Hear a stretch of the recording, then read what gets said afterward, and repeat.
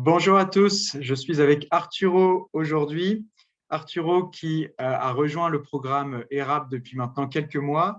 Et donc aujourd'hui, je vous propose qu'il vous fasse un petit retour d'expérience sur son accompagnement. Mais peut-être pour commencer, Arturo, est-ce que tu peux te présenter en quelques mots et nous dire dans quelle situation tu étais avant de démarrer le coaching?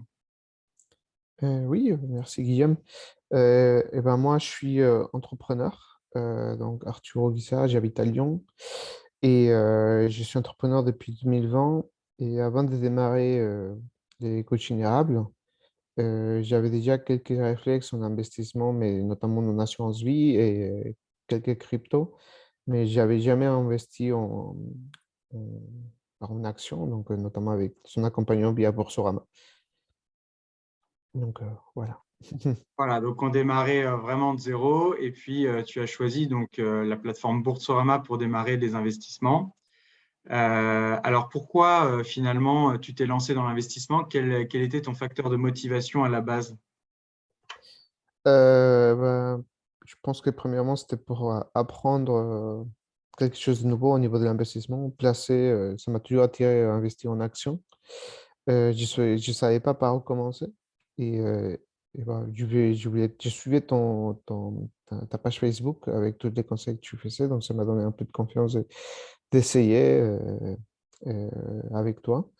Et pour apprendre déjà comment ça se passe euh, au niveau action et quel conseil tu pourrais me donner pour démarrer et aussi l'accompagnement que tu fais qui me convient très bien, mensuel, pour donner un peu de confiance à continuer. Et alors tu as démarré vraiment juste par curiosité ou tu avais déjà un objectif en tête à 1 an, à 5 ans?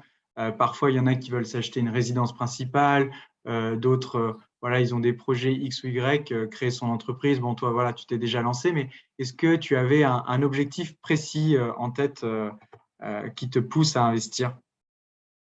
Mon objectif, ouais, effectivement, j'aimerais bien commencer à penser à acheter une maison d'ici 5-8 ans. Donc, effectivement, ça fait partie d'un de mes objectifs. Ouais. D'accord, ça marche. Alors, si on rentre un peu plus dans le vif du sujet de l'accompagnement, finalement, en quelques points, qu'est-ce que tu retiens le plus? Qu'est-ce qui t'a le plus aidé dans l'accompagnement jusqu'à présent? Euh, alors, là où je pense ce qui m'a choqué le plus, c'était quand tu disais qu'on investit à la baisse. Donc, par exemple, quand on voit les cours de l'or qui descendent, ben, on achète et quand il augmente, il faut les vendre, et Mm. notamment que ça suit les crises. Et c'est peut-être un réflexe qu'on n'a pas forcément quand on est en crise, on a plus tendance à l'acheter. Enfin, certains, je parle des personnes que je connais qui ont peur de la volatilité, de la liquidité de l'argent et du coup, ils s'achètent en or. Alors que toi, ton conseil, c'était plutôt à l'inverse parce que ça c'était un conseil placement. Et c'est ça qui m'a dit, ah ouais, et en fait, ça fonctionne un peu comme ça. Donc maintenant, j'ai un peu j'essaie d'avoir cette vision, non, d'identifier les titres où effectivement sont des opportunités plutôt que des mauvais points. Et ça a changé mon mindset, je pense. Ouais, tu t'es rendu compte qu'en fait, pour avoir des bonnes performances dans l'investissement, l'approche, elle était un peu contre-intuitive. Il fallait Mm, avoir une psychologie un peu inverse parfois par rapport au marché. c'est ça.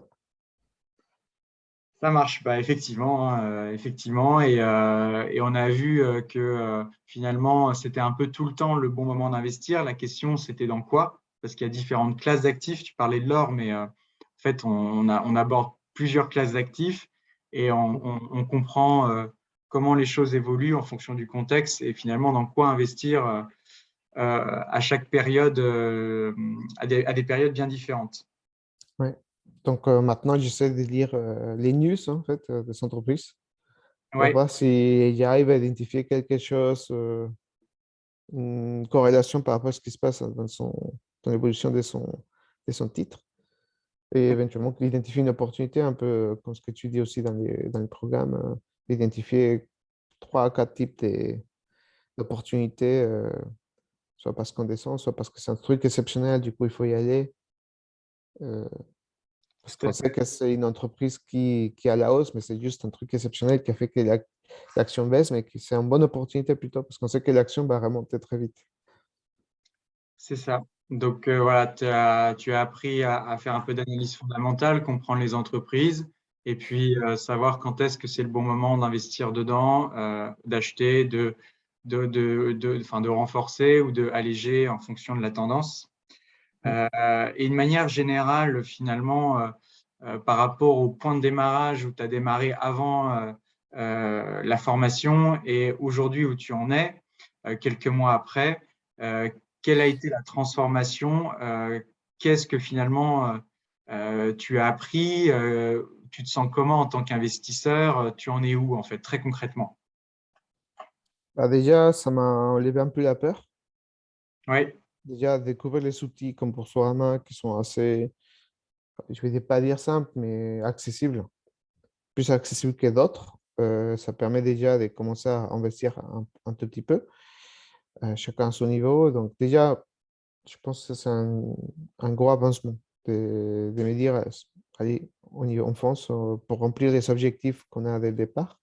Donc, dans mon cas, c'est effectivement une maison de se dire, je ne touche pas mon argent que j'ai investi dans une POA, Mm. mais je respecte l'objectif de mensuellement, je mets une somme de 200 à 500 et je l'investis en respectant une stratégie. Donc 50% sur l'Elixir, par exemple, et 50% sur des actions qu'on a déjà choisies ensemble. Mm. Euh, donc déjà, je pense à une transformation qui est pas mal.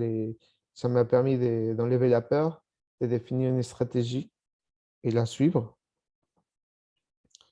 Et, euh, et puis les reporting, hein, parce que moi, j'avais pas d'outil non plus de reporting pour savoir comment ça se passe. Donc ton fichier Excel qui me permet un peu d'être conscient en fait de ce qui se passe.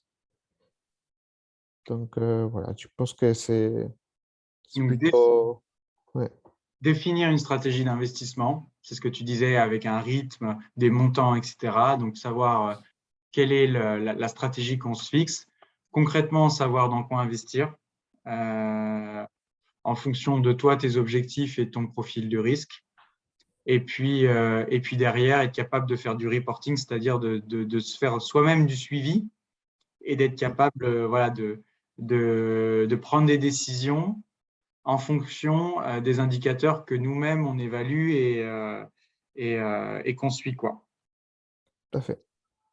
Ok, bah c'est pas mal, hein. Tu as, vu pas mal de choses.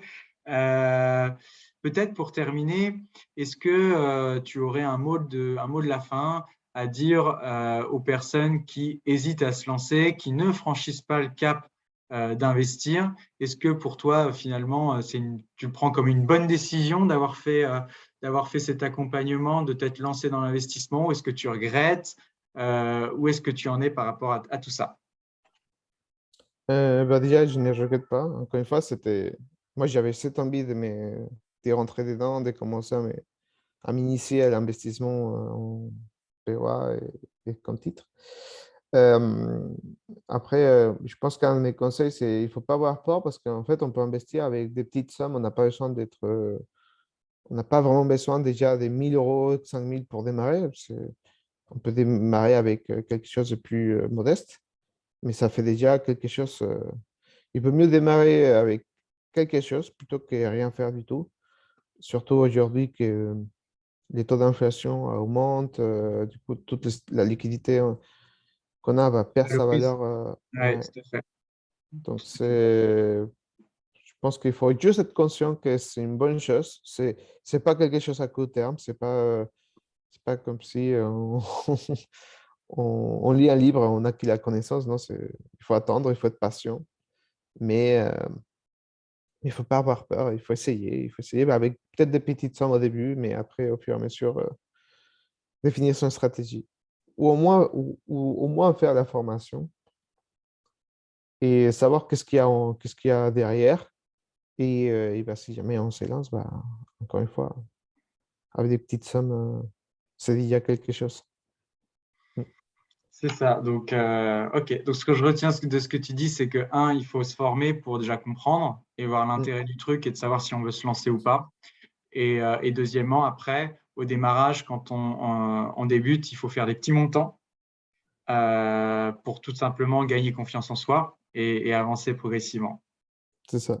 Je suis tout à fait d'accord. Je te remercie beaucoup, Arturo, pour ton témoignage très intéressant.